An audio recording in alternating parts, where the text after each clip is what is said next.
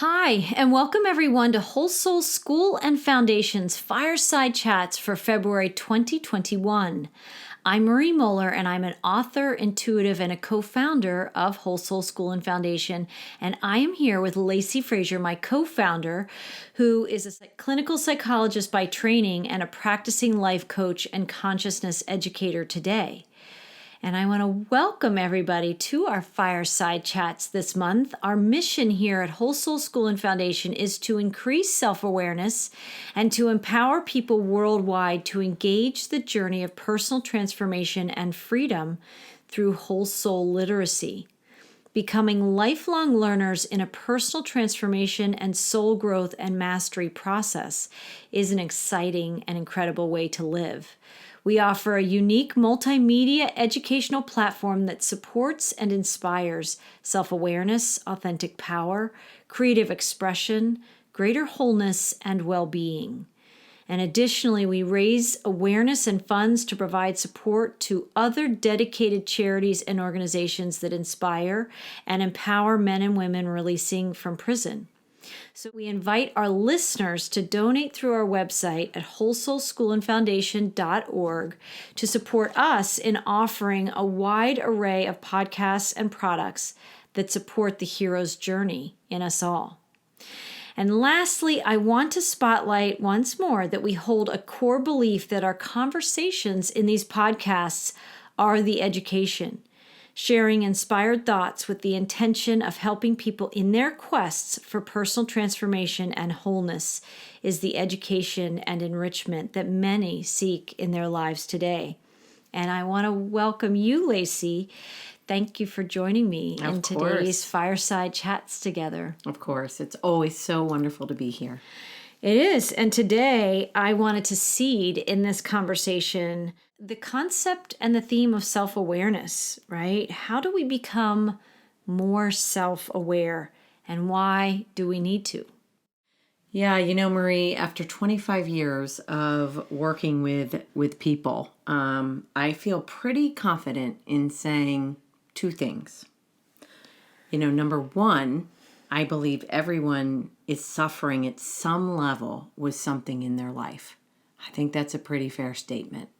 And number two, we all have the power within to, at least in part, alleviate our own suffering through becoming more self-aware. And I think that is an incredibly empowering notion, that we have the ability to change our life circumstances, to alleviate our own suffering, and to move in a different direction in our life where towards joy and happiness, peace, things like that. But a lot of people, they don't embrace the concept of self-awareness. They either don't understand it, they poo-poo it, they kind of think it's something in the realm of self-help, and they minimize its importance, or they dismiss it as something that they really need to do. Yeah. And they certainly often don't understand the power that we have inside of ourself, that through knowing ourself, we can change ourselves. Well said. Right? I felt that. Yeah. And so as a life coach, as a psychologist, as somebody who's worked with human beings, for my whole career, self-awareness is where it's at. And many people may say, well, no, duh, I can get that. But I really believe that ultimately self-awareness leads to self-empowerment. And when we feel empowered from the inside out to make different choices in our life, we're on the road to change. We're on the road to taking our power back to alleviate the suffering and create more joy. And so that's what we're here to talk about today. Right. I was feeling that when you shared that. And I do believe that through self-awareness and the empowerment that comes with self-awareness, we do get on the path of change. We alchemize things, boulders, weight that we carry in our lives, that we carry on our back, or we certainly carry in our field of energy, whether it's conscious or unconscious. Some people know what they're carrying, and they don't know how to get that monkey off their back. Or they call it baggage. Or baggage, right? And some people don't know what it is, but yet they're not living the fulfillment and the joy and the freedom that they really want to feel. And you're right, self-awareness is a big topic. It's got threads to lots of other things, but just beginning to talk about it like we are today, we continue to talk about this concept at Whole Soul School and Foundation, especially in these fireside chats. Right. And it's the awareness that leads to the empowerment, that leads to the change, the alchemization, the transmutation, where we can truly transform our lives. Absolutely. Yeah, Absolutely. change is possible. Yes. Yes. And so knowing thyself is where it's at. Knowing how I think, knowing my patterns of thought, knowing how I feel and my patterns of emotion, and knowing how I behave and how I react or how I respond is sort of, to me, kind of encapsulates the notion of self-awareness. Because if I know, then if I know who I am, how I think, how I feel, how I behave, then I can work to change it. But if I don't know it, I can't change it. Well, and we didn't make our topic awareness. We made our topic self-awareness. Right, exactly. Right? So because that's where our point of power is. Right. We can be aware of everybody else's patterns. And if we spend our whole life tracking everybody else, and things that go along with that is judging everybody else, blaming everybody else, that focus in the outer world, that's not where our point of power is. Right. Our point of power is inside ourselves. So Right. when we can pay attention to ourselves, our patterns, our energies, the cycles that we run with ourselves and the themes that we see show up in, over and over again, this is the beginning of that hero's journey, and beginning to alchemize, melt the armor that we wear, and neutralize those defense mechanisms. And it's not that we're going to be naked and unarmed or naked without any tools. We're not going to be vulnerable. Right. We're actually gaining a different strength than we had before. Right. And so Right, exactly. So, yeah. So I thought maybe today I wanted to open with a quote and then a very short parable. And the moral of that story. I do love parables. And then talk about some ways, plant some seeds really as to how one can become more self-aware, really sort of introspective. So I love this quote by C. Joy Bell C. That's how she goes by. And it's something that I find myself in some way, shape, or form. I teach a lot of classes, and this is something in its essence that I say to many people. But I love the way she put this down. So I'm going to read her quote. She says, "The only way that we can live is if we grow, and the only way that we grow is if we change, and the only way that we can change is if we learn. The only way we can learn is if we are exposed. And the only way that we can become exposed is if we throw ourselves out into the open. So do it. Throw yourself." Unquote. Thank you, Lacy. That's so powerful. I mean, every parcel of energy she has in that quote is one to revisit, and people can find her work on the web. You can look her up, but it is very powerful. And there are people seeking to grow and change, but they don't know the first steps. They don't know, the steps to take to create that shift in their lives. Well, and they often don't even understand that they have the power to do it. Like they, we have a society, we live in a society that is so often, we're conditioned growing up to look outside of ourselves, to blame the things outside of ourselves for what's going wrong in our life or what's not working. And I think that when we start to own responsibility for our own change and our own power, it can really turn our life around. And that's why I get so excited about this topic. Well, and what I heard her in what she was sharing is about, it's growing and learning, but it's learning through exposure. Right. We have to expose ourselves to ourselves. Exactly. That's what self-awareness is. It's Right. peeling back all the layers of the defense mechanisms and all these things that we. That's really important what you just said, because as I was reading it and when I first read it, I thought, oh man, our listeners may instill some fear in them that they might feel exposed to others. But what you just said that's so important is that it's really about having the courage to expose ourselves to ourselves. It's, when I teach my classes, I call it getting curious. I just ask everybody in the room to open and get curious about themselves, about how they think, how they feel, and how they behave. Just get curious, because it's in the curiosity that the answers are going to come. Well, in that invitation to curiosity, which is how you pose that question, it's not inviting judgment, but of course judgment and the critic can come out too. And these are all things to witness when you're seeing these layers come up. This is all part of self-awareness. Do I have a critic? Right. Do I have an internal judger? Right. Right? What are all these things? Well, and most people who are in tune at all with suffering going on inside of themselves, they actually, if you ask them, are pretty well aware and familiar with that critic, that self-critic. They're quick to criticize other people, but it's not that they don't know that they criticize themselves, because they do, and they are aware that there is a certain level of personal suffering related to that. If they have the language. If they have the language, yes. So there is an invitation to curiosity, and people might be afraid of getting exposed. I think largely because I think of the fear of other unwanted feelings of shame or witnessing, seeing their critic come out, or, having to pay more attention to their behavior and the things they say and how they move in their lives. But when you have an attitude of curiosity, when you have an intention of curiosity, you can even speak to yourself, and this is what we're talking about in this podcast or in our fireside chats in general, is there's a giving yourself permission just to be curious. And if your judger comes out, or the critic comes out, or the denier, avoider, any of those things, you're just noticing, because you might not know if you have these things. Some people may not know this.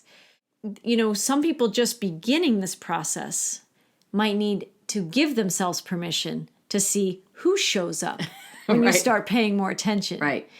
Because people might be suffering. I know some people have an awareness, but some people don't have a language for this. They don't know why X, Y, and Z keep happening in their lives and causing them so much pain. Right. So some people are just learning the language. Oh, I should be listening for a critic. Right. I can be curious. I can listen. Who's speaking through me? Does it feel good? And who's speaking? Or does it not feel good? And could it be contributing to the pain I carry, the burdens I carry, the weight I carry, all of that, right? That seems to be stopping me or preventing me from the life I really want to be living. Right.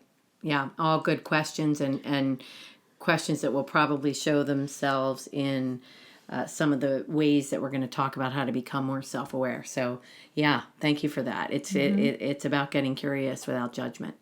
Right. Bottom line, getting curious without judgment. As a witness, when you're getting curious, you're witnessing. Right. Who's showing up in your own conversations with yourself and the conversations you have with others, but how are you conversating? Right. What aspects of you are showing up in those conversations and those relationships and dynamics? Right. Right. So I thought I would share a short parable. Please. Talk a little bit about the moral, and then we can move into some ways that we can become more self-aware. Great.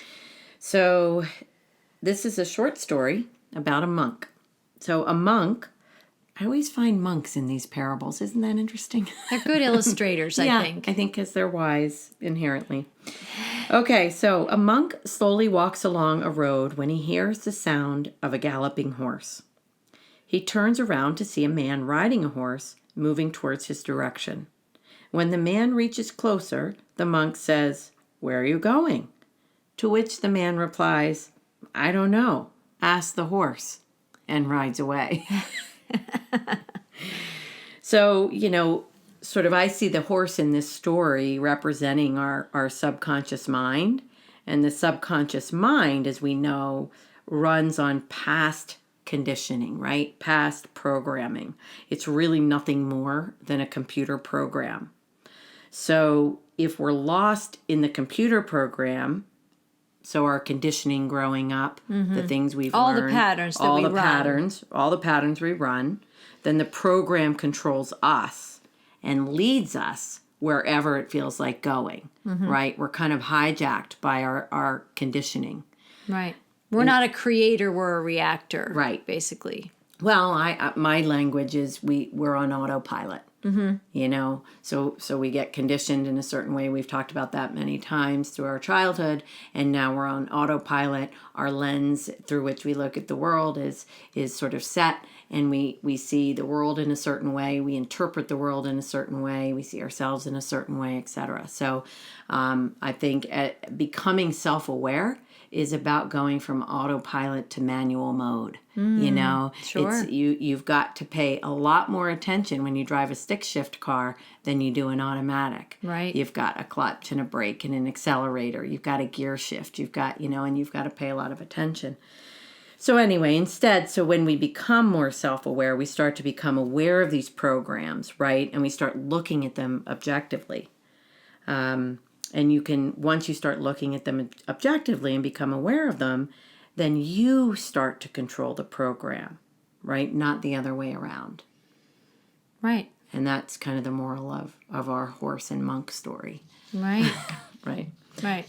So with that, It's powerful. I mean, it's amazing what parables can do, because it can be just a couple of sentences, but it gives you the gist quickly if you know how to listen and know how to look. Yeah, it's so true. I mean, I love teaching from parable because they're sort of fun to read. You read them once and you think, oh yeah, that's interesting, or that applies to me. But you read it 2 or 3 times and it kind of sinks in deeper. And their messages are always so sort of deep and wide, I think. Right.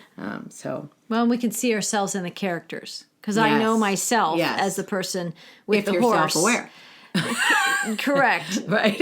Exactly. Right. But and I can look back in my life that there were many times that the horse was driving the show. Right. Right. Absolutely. And even those who are on the journey of self-awareness, cultivating that, we can have pockets of our lives where we're more self-aware. And then there's kind of those blind spots, those things that catch us off guard, and we can say, wow, look at that. But if you can learn to be curious, like you were saying, you can notice and say, look at that pattern, that even though I'm very conscious over here of my choices and, creating my life, wow, look at this area that I haven't given much attention to, but clearly I need to. Right. Well, and that's a nice segue into just really maybe even kind of honing in on a more specific definition of self-awareness. Please. So sort of in the true sense of the word, self-awareness really means placing awareness on awareness of the self, right? So placing our attention on attention itself, right? What are we paying attention to? So it's I could go down a road, but I'll just give you one sort of visual metaphor that I use a lot in class when I talk about where we put our attention. Because quantum physics tells us whatever we place our attention on will grow, right? And remember, we do want to grow. So we want to put our attention on our self-awareness so we can grow. Right. But if I had a bonfire and I wanted it to grow, I wanted it to expand to keep us warm, I would tend to the fire. I would give the fire my attention by moving the logs, by giving it kindling wood, by giving it paper, right? So I'd be tending to the fire. So the question becomes, how can we put more attention on ourself, on our thought processes, on our emotional experiences, and on the behaviors that we engage in our life to get to know ourselves better. And as we get to know ourselves and increase our self-awareness, we can start to see how our conditioned patterns of thinking, feeling, and behaving have linked or continue to link to things that make us feel uncomfortable or that contribute to our suffering. Exactly. No, what I really felt, especially with that tending a fire example, what's interesting about that particular metaphor is that when you tend a fire consciously, it can really nurture you. It can give you warmth. It can make you feel safe. It can make you feel comfortable and home. And, there's something very serene and peaceful about it. But obviously, we know that fires can burn out of control, right? So when it's not tended, it can, go pretty rogue, Right. as we know. Oh, yeah. So, when it's tended, it can nurture and empower and affirm and soothe in these ways. But when it's untended and left to its own nature, it can become destructive, and it can become something that causes pain and suffering or challenges too.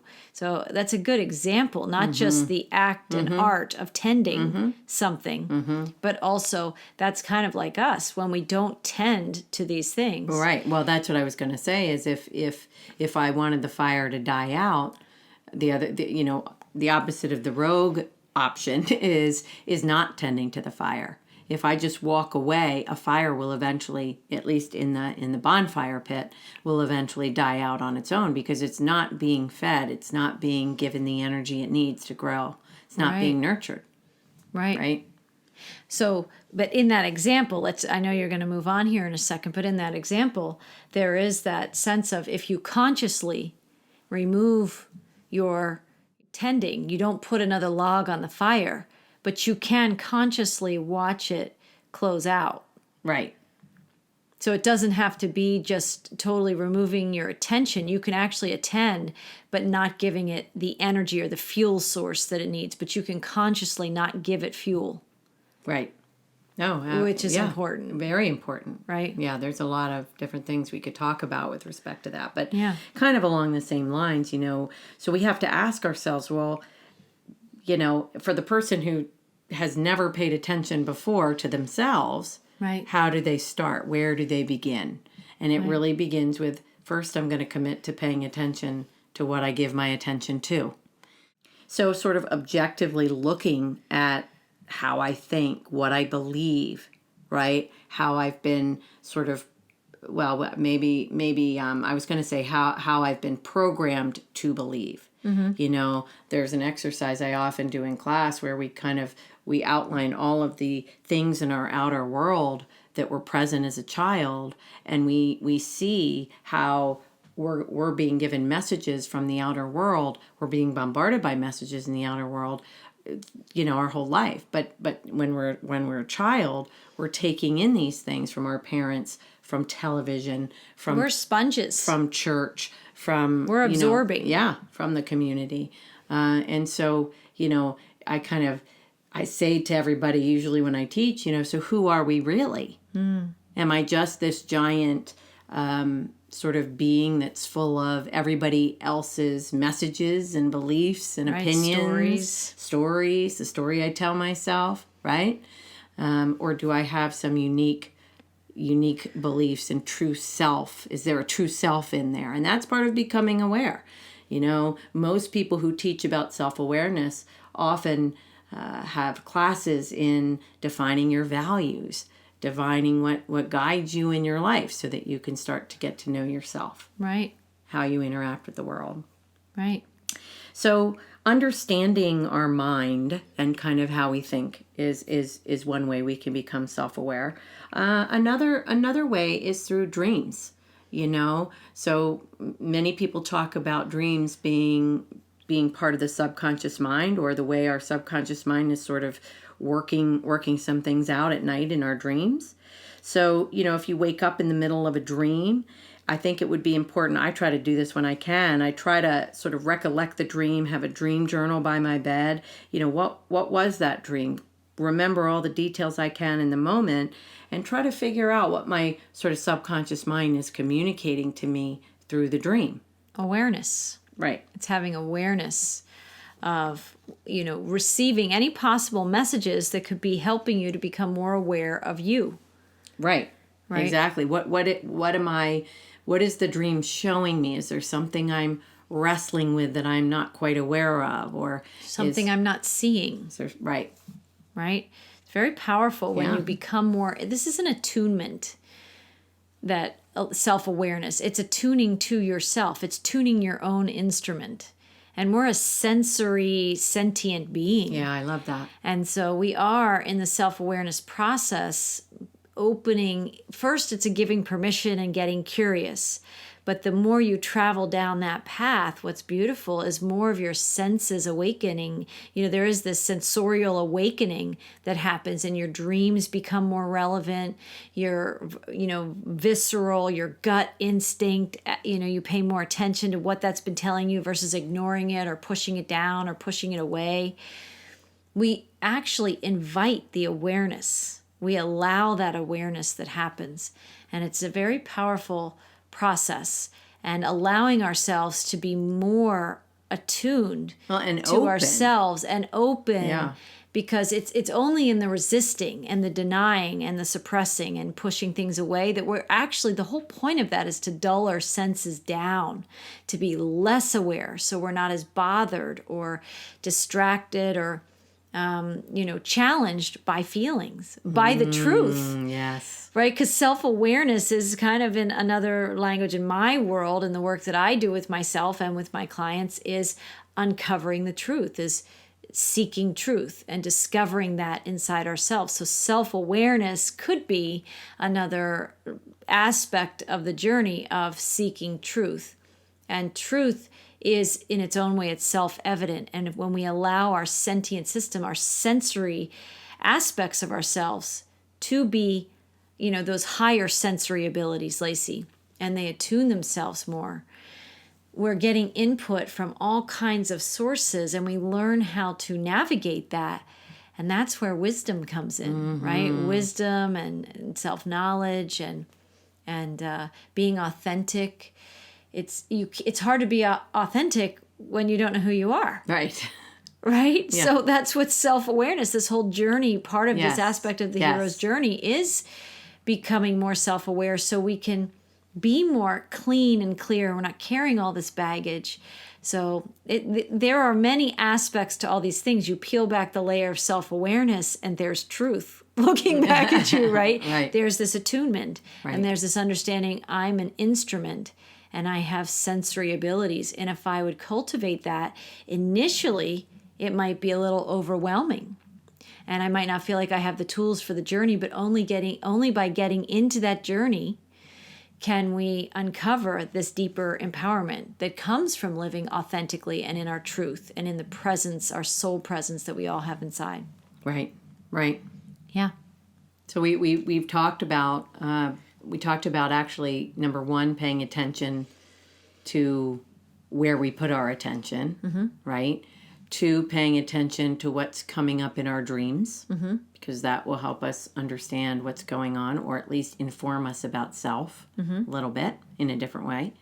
Another thing that we can do is we need to stay conscious of, and you brought this up earlier, how we talk to ourselves. Yeah. So especially our negative self-talk.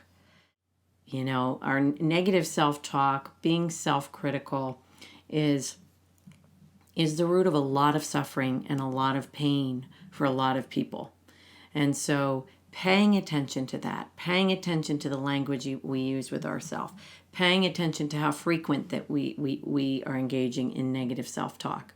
Negative self-talk has a lot to do with, it impacts our physical state. It impacts our physical mood, health. Right, straight away. It impacts how we feel Right. in our day and inside ourselves. And I'm reminded of our message that we start off every podcast is the conversation is the education.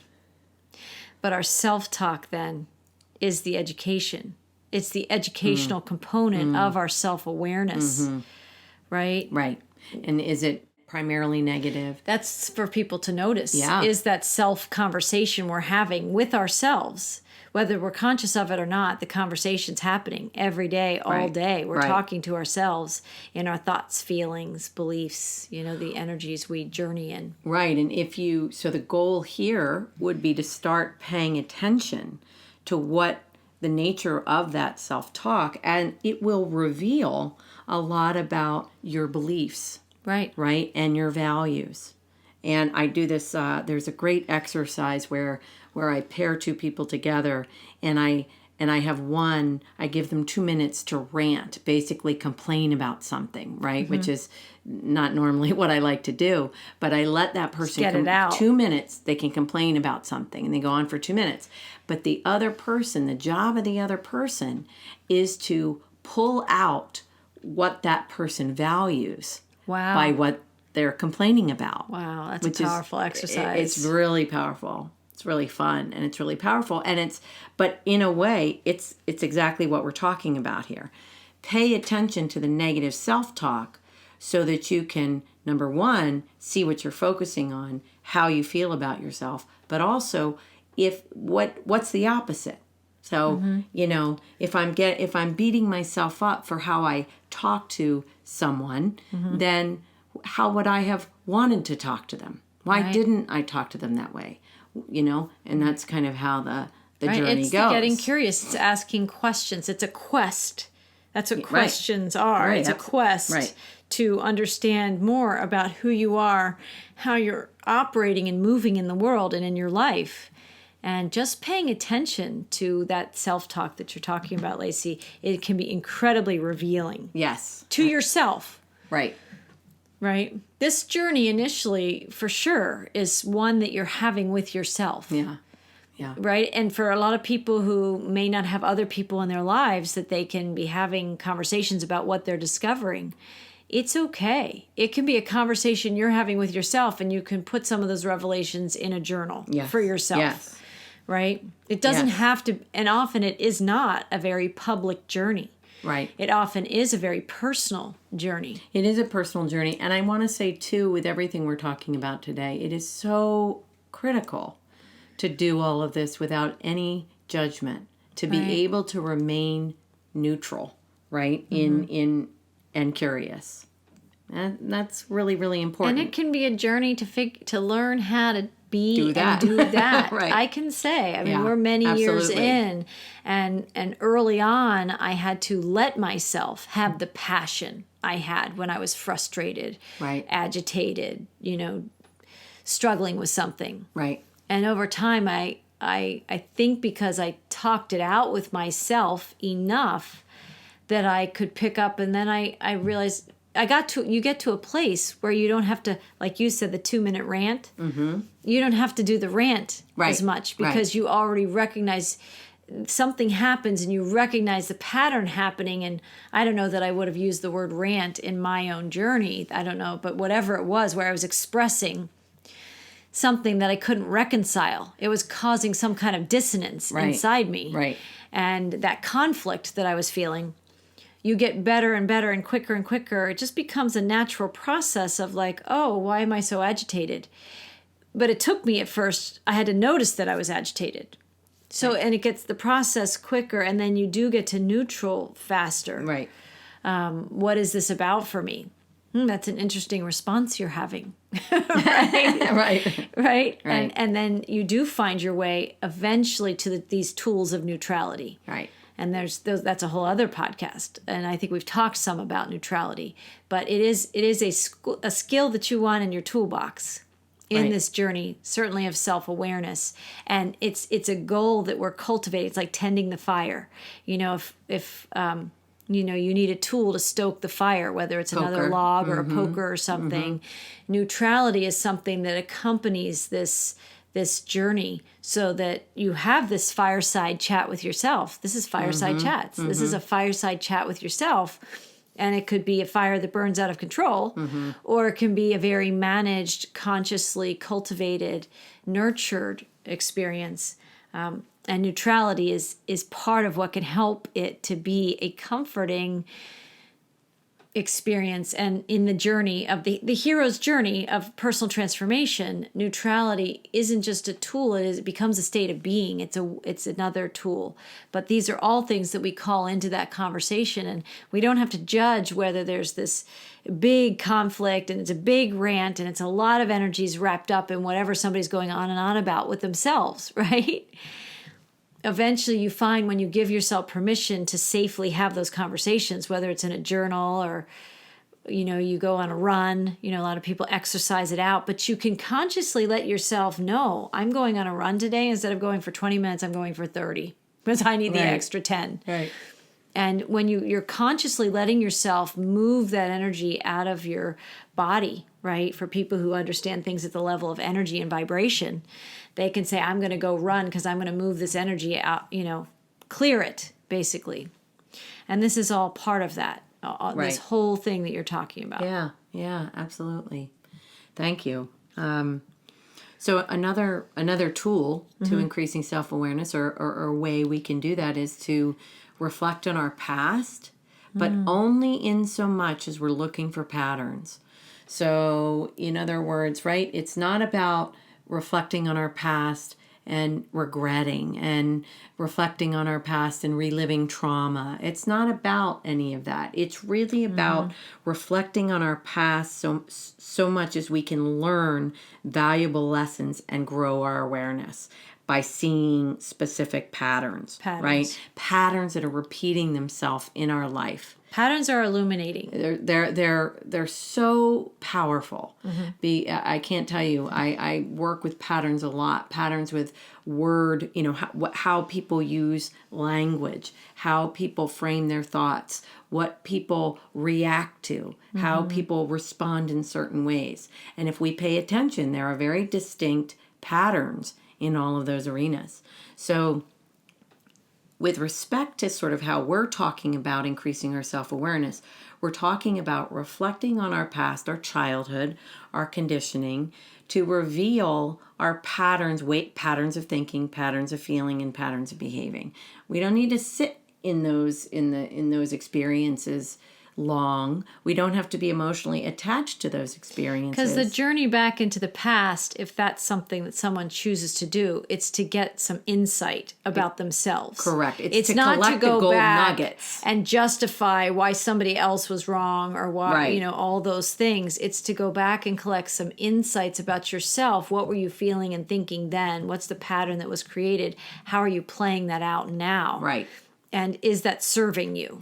Right. And is that serving you? Yeah. And is that something you want to keep? Like you said with the fire. Yeah. Do I want to nurture that to grow more and be another part of like my everyday experience? Or is this something I'm just going to watch close out? Right. And am I being going willing. to consciously witnessing myself close that out by not putting another log on the fire? Literally. Yeah. I'm just not going to put another log on that fire. If whatever you're revisiting in your past is something that is painful for you or brings up unwanted emotions and feelings, you as the person being curious and becoming more self-aware is only going to those experiences to gain those nuggets of wisdom, those nuggets of insight about yourself, so that it brings you back actually to the present moment. Who's the fire tender? Yes. Right? Who's at the fireside chat with themselves and saying, is that one I'm going to put another log on the fire to keep it burning? Or is that a pattern that I can see I've received the maximum growth out of that, and I don't really want to run another cycle of that? And unless there's the intervention from the fire tender, right, from that creator being that you are, the cycle will repeat. Right. We just repeat these cycles unconsciously until we become aware of them. Right. And that's where our own intervention and our choice points show up. And now we brought the past into the present. Right. Yeah. I can't shake this. I have a very practical example of this. I had a client recently who I would say was sort of plagued by self-doubt. But the self-doubt didn't show up really in an obvious way, but it really showed up in his language, how he questioned everything. And we sort of did one of these past reflection things with him, and he really realized how his mother in particular could look at him a certain way, questioned everything he did, those kinds of things. And we really saw how, in a very neutral way, he was so conditioned to run everything in his life through the self-doubt filter. And he had no idea that he was really talking from that place. Right. But it became very obvious. And once he really discovered that, He sort of, in a very objective way and in a very neutral way, he was like, wow, I just didn't realize I even talked to myself like that. I didn't realize that I even had that filter. The skill of that witness observer who's tending the fire and paying attention to the patterning. It's very powerful. Right. And it's very empowering, as we've said. Right. Yeah. So maybe a couple more here as we kind of round out our time. Another thing we need to do is to stay conscious of our beliefs. Okay. So realizing that, our beliefs are temporary because they keep changing as we keep growing. Right. And a lot of people don't realize that. So if you reflect on your past and you realize that your beliefs have changed over the years, you don't believe in the same things you used to believe when you were young, and that's okay. But you need to have some awareness of that. And where this is really important is that there are a lot of people who rigidly hold on to their conditioned beliefs as they grow up. The beliefs are not pliable, they're not flexible, they're not moving. Well, they're not curious. They're just in the conditioning. Right. And then what happens? You can feel. You get tight. You get anxious. You probably get fearful. There's a lot of suffering. Stress. That occurs, yes. Because it's very stressful to keep up with these patterns, especially when they're unconscious and you don't know that you're the one who's cultivating and creating them and perpetuating them at this point. Right? Right. And then maybe you feel powerless in your life, but because you're not aware that you're in any way a participant in what's going on. But that's why that self-curiosity, that being curious and having a sense of humor, you haven't mentioned this, but being able to have a little bit, curiosity has a little kind of twinkle in your eye, right, Lacy, in the journey. Right. We're not talking about the judging that people do, right? Because there's no twinkle in judging. Right? That's a heavier energy. That's not what we're talking about. But this being curious and being playful to some degree and having a sense of humor, because when you do discover something about yourself, sometimes it's painful and it's not appropriate to be having a sense of humor. But sometimes we just have to watch and be like, wow, I really do that. Right? It's a self-discovery that makes you smile, that you're like, I never knew that I was doing that. Right. And there is kind of this like, wow, I just didn't see that in myself before. And that's the lighter side of this. And the more you're in this journey and the more you practice it, over time, the easier it becomes. It may not be easy at first. At first, we're poking with the poker at the fire pit. Right? We're poking around at things we've not wanted to look at or know about. Right. But at first, when you start to know about them, they can feel like wounds. It can feel, for some aspects in our lives, and some of these patterns can be painful. And we might be aware that it's not funny.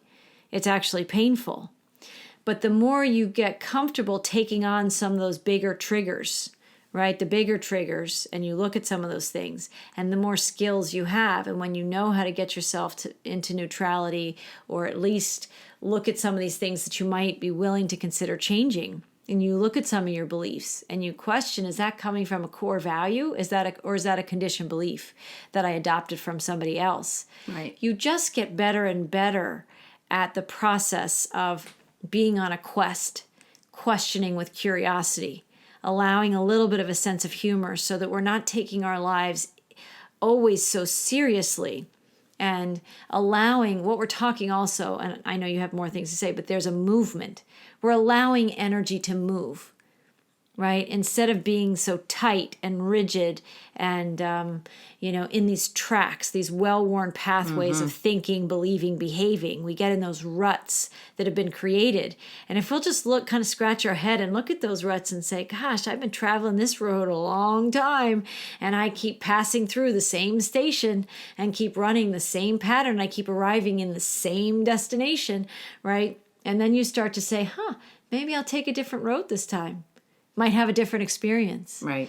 So there is this journey, but obviously we're acknowledging, and this is a podcast, and we're sharing insights from our journey, and everybody has to use their own discernment. but we're trying to bring more language and awareness to self-awareness. And that, yes, there are times in the journey that I had pain. I'm sure there are times in the journey that you had. And that I still, to this day, have pain, because it's not a once and done process. It's more of a spiraling journey that just gets more and more expansive through time versus a straight line. Right. We're not going into the journey of personal transformation and saying, oh, I'm going to have one awareness and I'm done. Oh, I'm so glad that's done and over with. No. Right. What you realize is you've begun a new way of living and a new way of being, but it becomes much more rewarding. And we do go through tunnels with ourselves, and we do go back sometimes to the past to look at some patterns, but not to stay there, to get the insight, to bring ourselves back to the present moment as we see that pattern alive and well in our present life experience. And we say, what do we want to do with that self-knowledge now? Where's my PowerPoint? Where's my, the power of choice here? And with this insight, how do I want to respond differently versus keep reacting to the same triggers and the same patterns? Right. Yeah, exactly. Yeah. I this is a really simple example, but I have been told many times that, I have a loud voice. And so, I'll have, maybe it's one of the kids or somebody will say, don't raise your voice at me, or why are you raising your voice, or why are you yelling at me? And I have no awareness in that moment that I'm speaking loudly. It's as if to be a big group. Yeah. It's I know that feeling. Yeah, it's called my auditorium voice, right? But I really have to I have to put my attention, I have to put my conscious awareness on my tone, on my inflection, on really how I'm really speaking. And your environment and the context of the situation, which is taking you really into the present moment, and you're really attuning because you're being very conscious because you have this pattern. Right. And that's a great example. Yeah.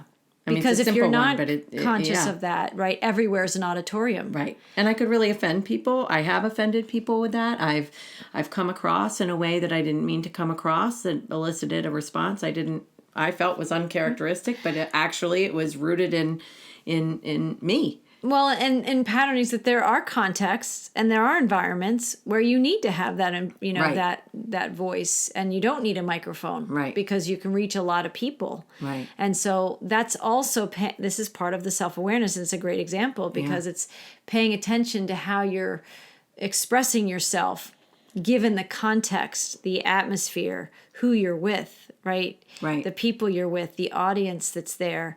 And who you are showing up in that moment. So it always does come back to the present moment. Yeah. Right? Because that's where our point of power is. Once you gain the awareness, you need to bring it back to this moment when you're stoking the fire, when you're having that fireside chat with yourself. And you're listening for how you want to express this next choice you're going to make, which is going to lead you down a certain path and an adventure that you're going to have. Right. And a life experience that you're having through a lens that you're choosing. Yeah, exactly. And maybe I'll use that as a segue to kind of one more way we can become more self-aware or practice self-awareness is this notion, and it also is something that I teach about a lot, is this notion of looking at things and being willing to look at things from different perspectives, from different sides, right? Like a multifaceted diamond, if I've got a diamond and it's got 15 different sides to it, I can look at it from all these different angles. It's still the diamond, but I'm looking at it from a lot of different angles, and it looks differently. So how we choose to become more, one way we can become more self-aware is really making a conscious choice to look at certain things from different perspectives, and people who are deeply unconscious, are often people who have that one-track mind. They're not thinking of options. They're not thinking of alternatives. They're not thinking of one way. They see one way. Where there's, a million possibilities and just about as many, lenses to look through, but they're seeing one. Right. And often those people grew up in families where it was Black one way. and white. It was black and white. Right It was all and wrong. or nothing. Right. Right. Exactly. Right or wrong. So they grow up to become adults who look at things through one lens, one way, one track. And it can be so illuminating to consciously choose to look at things from different sides, different perspectives. And you can start out small. You can start out with something, that you're a belief that you might have, or that something your child brings to you, or something your spouse brings to you, and it can, maybe it triggers something in you, and you can say, well, wait a minute, I can see that this is connected to my belief about this, but I'm going to look at it from a different perspective. What if I looked at it from their perspective? Or what if I looked at it as an objective observer? Or what if I looked at it from this other angle? And that's a very, very powerful way to start to Become shift. aware of the different lenses through which you have the choice of seeing. Right. Right? Because the conditioned lens is always going to be there. Right. It's always already in place. It's like the default setting. It's the automatic pilot. It's the automatic pilot. But once you start to realize there's a myriad of lenses I could see this one situation through, right? Right. And how do I want to participate in this experience if I change my lens? Right. Or if I run that old program, well, we probably know how this is going to turn out. Right. Because that's what patterns are. They're Right. very predictable. Right. You know the course it's going to run. What we don't know, and this is where curiosity can be more fun, is you're kind of going off grid. You don't know how it's going to go, but you're going to try something new on. And that means your lenses, but it can also mean the words you're responding with, your behavioral response, how you might move, what you might choose to do, how you're, allowing yourself to feel. And that's where neutrality can be your partner, when you can get kind of to a 0 point. I use that 0 point. It's kind of a center point where you are in a neutral place and you're witness observing what's flowing into your experience and looking for engagement. Right. Sometimes we even learn when we get better and better at this in the journey that we're not desiring to engage. Right. We often engage because we don't know that we have the option to not engage. Right. Right? And sometimes things float into our experience and we might be somebody who doesn't speak up, who doesn't engage. And so there's no one formula for how self-awareness can impact our lives, right?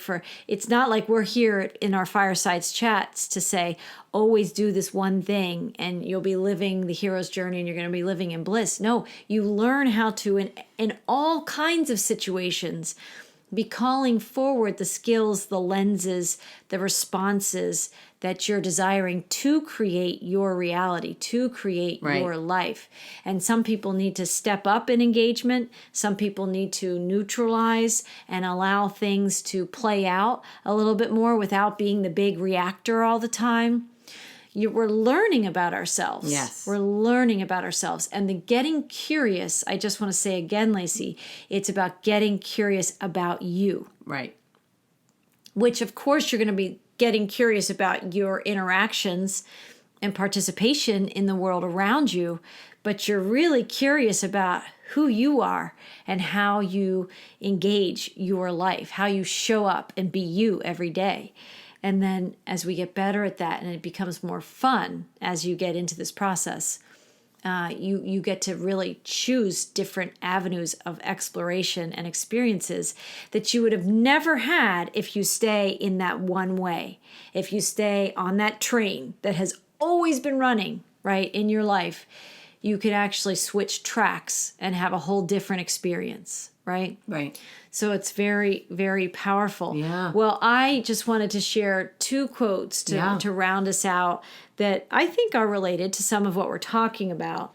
One of them was, again, by that C. Joy Bell C., who I want to learn more. I'm curious. I'm very curious. I want to learn more about her work.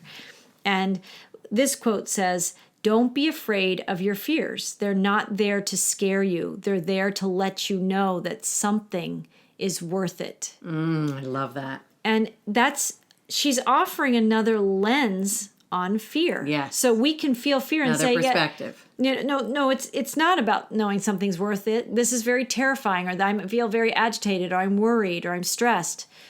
But this is an invitation to say, to get curious about the fear that you're having, and it's there to let you know something in that you care deeply about. Well, and that's my ranting values exercise. Right. Right? Something. Complaining. But I can learn a lot about what you value by what you're ranting and raving about. You can learn a lot about your fear. Right. If you start to pay attention to what that fear is trying to show you that's worth it.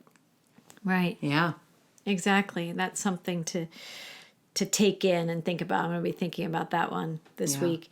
And then this is one more quote by Joy Bell C. I just liked it. So I'm sharing it because I liked it. And she says, I think that we are like stars. Something happens to burst us open. But when we burst open and think we are dying, we are actually turning into a supernova. And then we look at ourselves again. We see that we're suddenly more beautiful than we ever were before. And that is that journey of personal transformation. That is the hero's journey. We are these stars. And sometimes in this process of change and alchemy and self-awareness and finding neutrality and finding what our passions are, what our values are, being curious, sometimes we may feel like we're dying or some patterns are dying, but we're actually bursting into a supernova, right? Yeah, what a and that great- we're more beautiful than we were ever before. And that's something that when somebody's on this journey and they're experiencing that, they don't have to call you up on the phone and text you that. You can see it. They're experiencing that supernova energy inside themselves. And that's a beautiful thing. That's a beautiful thing. And I love, it's an honor for me to be in a position of helping people actualize their supernova selves, their soul presence inside them, and that conscious creator being that they truly, we're all designed to be. You know, but it's a lens of perception because in that quote she's sharing, some people would think, I'm dying, this is it. It's over. Right? I lost my job, it's over. Right. Or I this think relationship, that's more the victim mentality. It's over. Versus the creator mentality. Right. And I think when you learn to look at different filters, we could say, oh, that experience isn't meant for me anymore. Right? I'm choosing something else. You're stepping into another starburst in some way. Right? Another way for you to shine in your own experiences. So I love that. So she was a new discovery for me today, and I thought that was really fun. So I want to thank you, Lacy, for joining me today in this beautiful podcast and talking about self-awareness, a little bit more self-awareness 101, just giving people the language to talk with themselves differently. And the conversation is the education for you too in paying attention to your self-talk. Well, and we just to quote a famous quote, and I don't know who said it, but we are the change we've been waiting for. And so there's just such incredible power to know that the power lies within us to change our life. Yeah. Right? Yeah. So when we show up and we're feeling unhappy or miserable or sad or depressed or grief-stricken, we've got the skills, we've got everything we need inside of ourselves to help shift that through self-awareness. Right. And that can be about anything. There can be people experiencing grief or worry, stress, being overwhelmed. There's a lot of what we would call unwanted emotions, suffering that people in some way would say they don't want to be experiencing. But sometimes it's in allowing ourselves to witness ourselves having that experience that we allow that creator to come in and say, okay, well, what is fueling that experience, right? And the more we tap into that, the more we begin to be the creator that becomes the change we wish to see. Yes. Right. And it is a journey because we've been living in a world that has for centuries been mirroring to many of us anyway, that we don't have the power to create our lives, and that just you get your lot in life, and whether it's great or not great, but that's the way that it is. And I think many of us are waking up into this world saying, that's not true at all. I think we can be these conscious creators. We can change the world. We can make the world a better place. And we have to really be looking at the values that we've adopted and the stories we have from all around us, from our childhood and our life experiences, to say, is that the story I want to perpetuate? Is that the story and the adventure or the journey I want to walk today? Is that the value I want to be expressing through me? Or is there something else that feels more aligned? And self-awareness goes hand in hand with that authenticity and alignment, right? That's like the AAA right there, right? Awareness, alignment, authenticity. And so, maybe we'll focus on that more in a future podcast, but I want to thank everybody for joining us today and listening to our sharings and these conversations and what we seed in these topics in Fireside Chats. We have visions of expanding our podcasts in the near future, and that is exciting. More guests, more voices, more messengers, more conversations for the education of the soul, of the whole soul. And you can find us on YouTube at Whole Soul School and Foundation. You can find us on our website at wholesoulschoolandfoundation.org.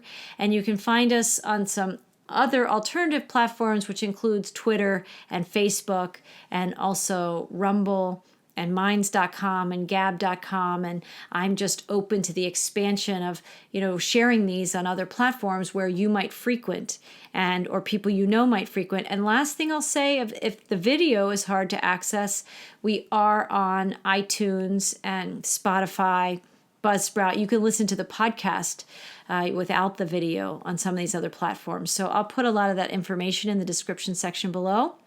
And until next time, we send you blessings, and especially blessings in your journey of increasing and expanding your own self-awareness. Blessings, everyone.